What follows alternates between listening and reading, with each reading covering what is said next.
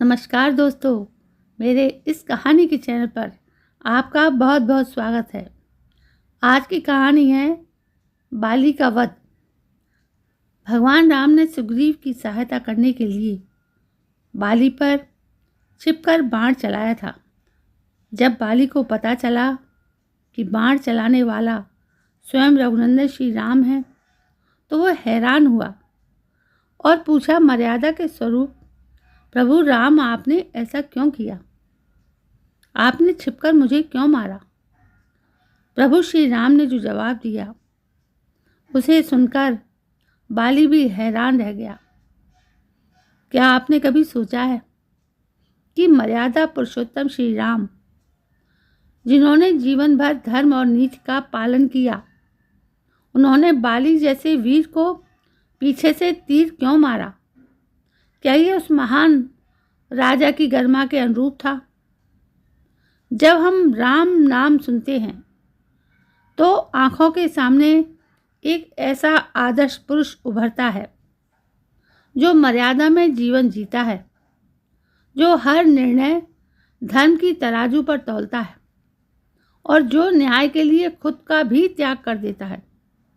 तो फिर वही राम जो अपने पिता की आज्ञा के लिए वनवास जाना स्वीकार कर लिया, वही राम जिन्होंने रावण के खिलाफ युद्ध में नीति का पालन किया, वो राम किसी को छिपकर तीर मार दें, ये कैसे संभव है? क्या ये अधर्म नहीं था, या फिर इस घटना के पीछे छिपा था कोई गूढ़ सत्य, कोई ऐसा राज जिसे सिर्फ तर्क से नहीं बल्कि धर्म और कर्म की गहराइयों से समझा जा सकता है? बाली वानर जाति का शक्तिशाली राजा था। वो बल, पराक्रम और विजय का प्रतीक था। उसके पास एक वरदान था कि जो भी उसके सामने युद्ध करता, उसकी आधी शक्ति अपने आप बाली में समाहित हो जाती थी। इसी वरदान के बल पर बाली ने कई पराजित राजाओं को बंदी बना रखा था। इसी शक्ति के कारण देवताओं को भी पराजित करने वाला रावण भी बाली के हाथों पराजित हो चुका था। सुग्रीव और बाली के बीच शक और दुश्मनी। बाली का छोटा भाई था सुग्रीव। दोनों भाइयों में पहले अनन्य प्रेम था, लेकिन एक घटना ने दोनों के बीच दरार डाल दी। एक बार एक मायावी राक्षस ने बाली को चुनौती दी और वो दोनों भाइयों को युद्ध के लिए उकसाकर एक गुफा में जा छिपा। बाली राक्षस से युद्ध करने गुफा में चला गया। सुग्रीव बाहर प्रतीक्षा करता रहा। कई दिन बीत गए। गुफा से खून बहता हुआ बाहर आया और कोई आवाज नहीं आई। सुग्रीव ने सोचा कि बाली मारा गया है। उसने गुफा का द्वार पत्थरों से बंद कर दिया और लौटकर राज्य संभाल लिया। लेकिन बाली जीवित था। उसने राक्षस का वध किया था। जब वो बाहर आया और देखा कि उसका भाई राजगद्दी पर बैठा है, तो उसे लगा कि सुग्रीव ने धोखा दिया। वो क्रोधित हुआ और उसने सुग्रीव को राज्य से निकाल दिया। इतना ही नहीं, उसने सुग्रीव की पत्नी को भी अपने पास रख लिया, जो धर्म के विरुद्ध था। डरे हुए सुग्रीव ने ऋषिमुख पर्वत पर शरण ली। बाली वहां नहीं जा सकता था, क्योंकि उसे ऋषि मतंग का श्राप था कि यदि वो उस पर्वत पर गया तो भस्म हो जाएगा। ये श्राप एक गंभीर कारण से मिला था। कहा जाता है कि पूर्व काल में ऋषि मतंग इसी पर्वत पर तपस्या कर रहे थे। एक दिन बाली के क्रोध और अहंकार से प्रेरित व्यवहार ने ऋषि के आश्रम की मर्यादा को भंग कर दिया था। ऋषि ने तभी उसे श्राप दिया था कि यदि वो इस पवित्र पर्वत की सीमा में भी प्रवेश करेगा तो उसकी मृत्यु उसी क्षण हो जाएगी, वो भस्म हो जाएगा।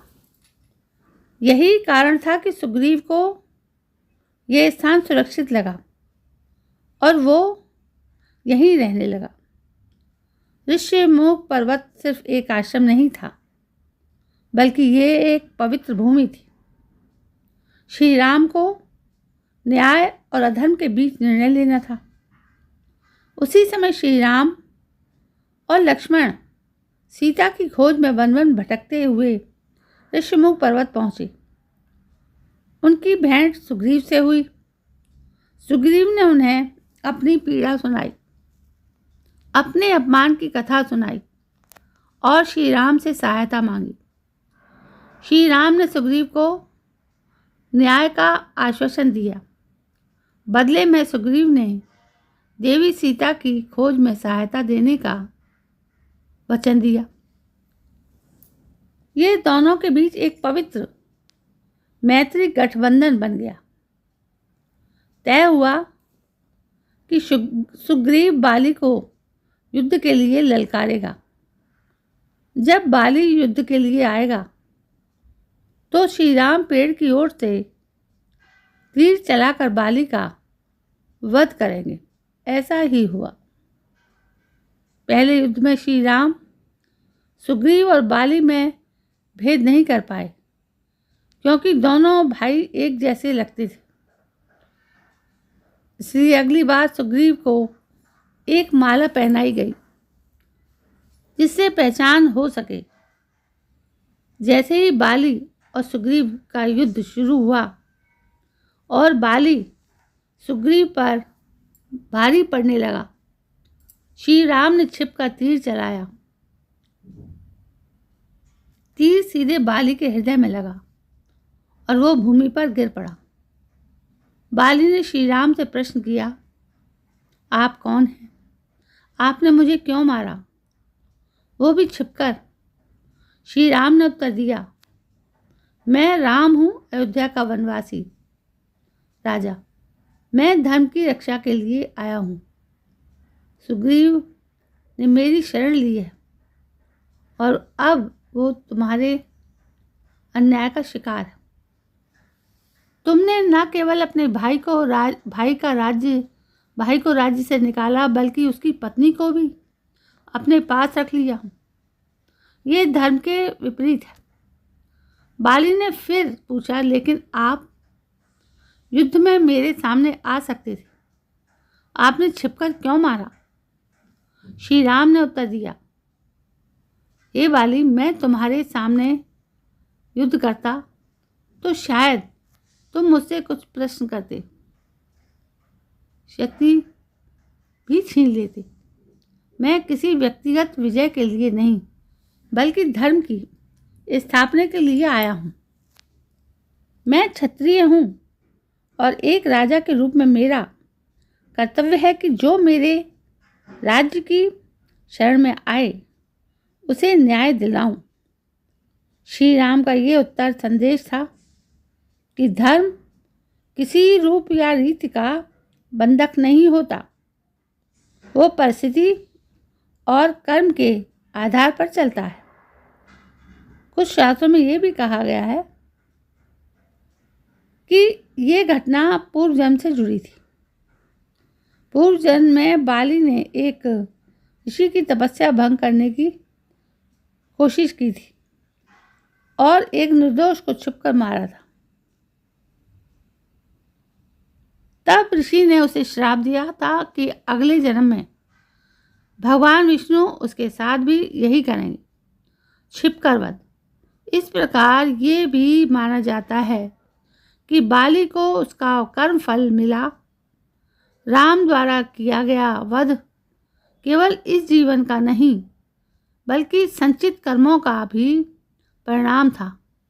मरते समय बाली ने श्री राम से ये निवेदन किया कि उसके पुत्र अंगद को सुग्रीव की सेवा में ले लिया जाए और उसका मन उसका ध्यान रखा जाए। श्री राम ने उसका वचन निभाया और अंगद को बाद में लंका युद्ध में अहम भूमिका दी।